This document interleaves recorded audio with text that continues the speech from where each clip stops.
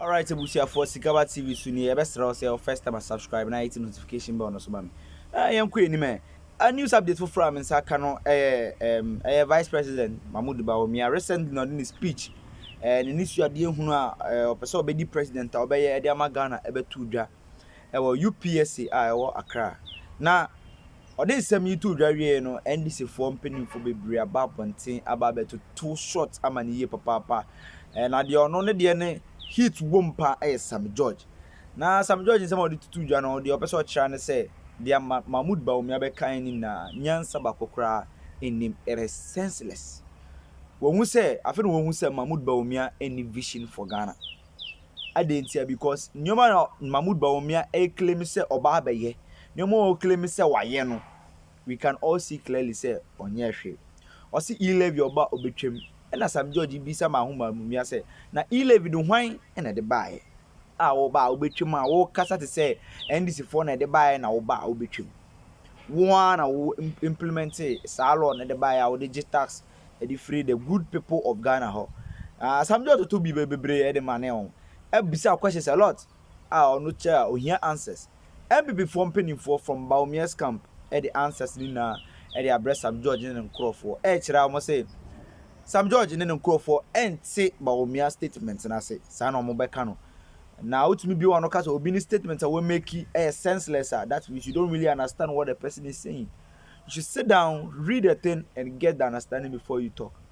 Because nobody will bring a senseless message to the good people of Ghana. They are dreaming but because some person will bet yes and I want to say and reading the ENT, you are there saying it's senseless. Only you go to reply every before at the bread, Sam George, and the whole NDC members. And I want to say, Some agency and the NDC people lack understanding of what Vice President Bawumia did. I wouldn't say that because I know they perfectly understand and they know what he did. It's only that they are out of propaganda and political malice trying to set their own agenda and pursue a discussion that does not reflect what the Vice President did yesterday.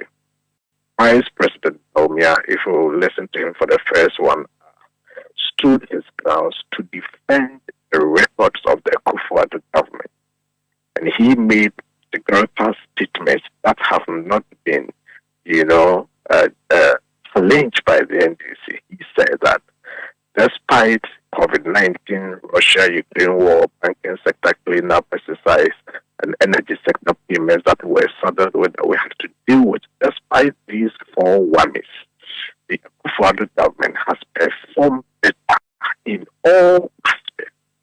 Talk about economics, we talk about all the indicators, inflation, exchange rate depreciation, agriculture growth, industry growth, roads, construction, schools. He said that despite challenges, this government has performed. The Mahama government, the NDC, from yesterday to now, have not challenged those factual claims that were put out by Vice President. When he finished doing that, then he gave account of his contribution to this magnificent success that has been chalked by the Akufo-Addo government, stated the position that he, as Vice President, in his role and assignments that were given to him by the President. This is what he contributed to this success. So the argument as to whether Akufo-Addo's government has performed better than the NDC and the Mahama administration, Bawumia settled that. Then the argument as to what he, Bawumia, has done, the power that was given to him as Vice President, he dealt with that. Then he came to his vision. So we want the NDC to challenge the records that Bawumia put out for the Akufo-Addo's government. Challenge him, Bawumia, his personal record in government. Then they come to the vision. When we come to the vision, he said that he has his own vision. The Akufo-Addo government had its own vision. That government has delivered a record. That record has not solved all the problems of the country, but in terms of comparative records, comparing, it's better than the NDC. But he, when he is given the opportunity as president, these are his priorities. And he said that it is in the speech, that there are some good things that were done for this government that he will build upon.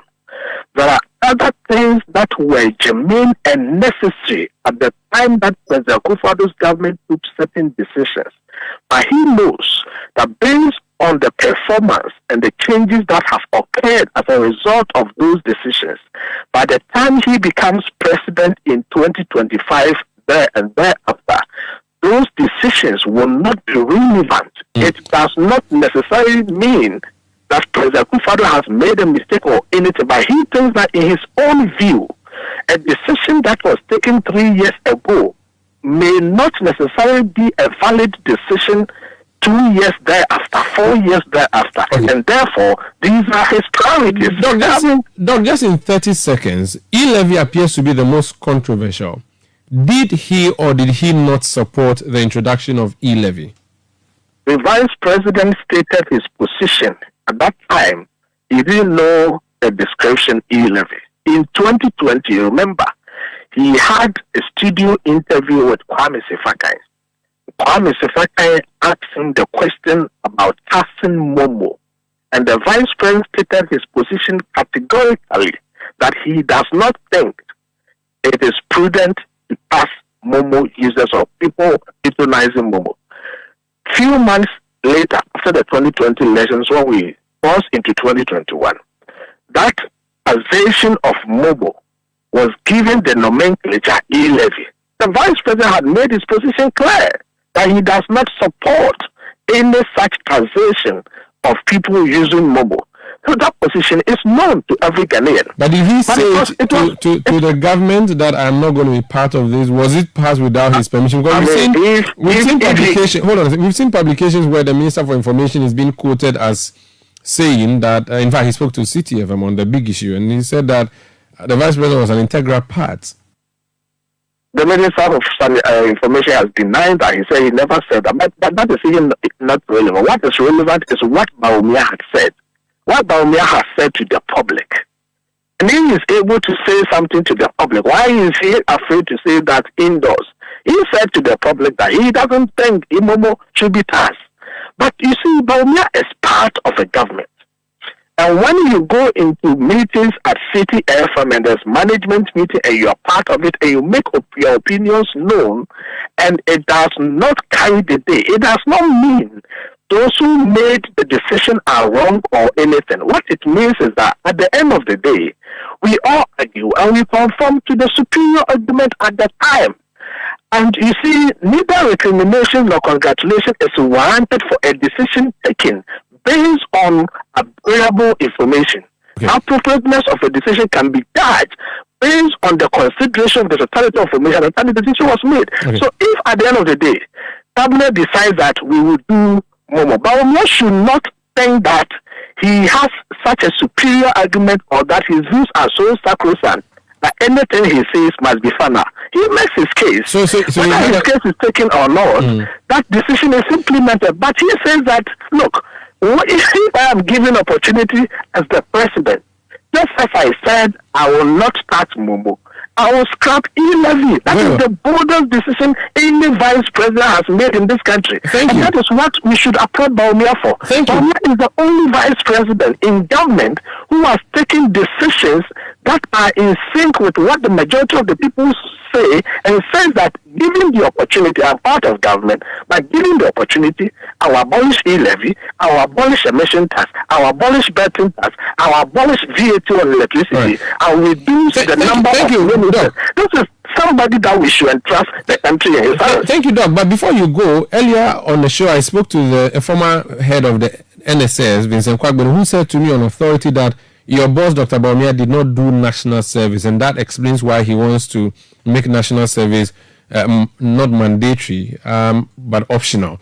Is it true that Dr. Bawumias did not do his national service? First and foremost, anybody who gets the opportunity to speak on your station must speak with decorum. What he said, I will say, is derogatory.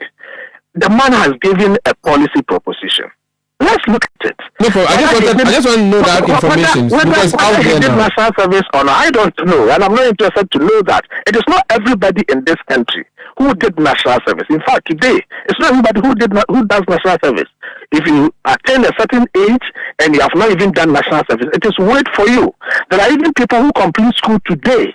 They don't do national service, but under certain circumstances, it is wait for them. It is not a crime to say you haven't done national service. If the authorities consider the conditions precedent and all the prevailing conditions and think that they have to waive it for you, it happens. So that is immaterial. What is important is that why are we as a country tying our students to do compulsory national service, using state resources to pay them,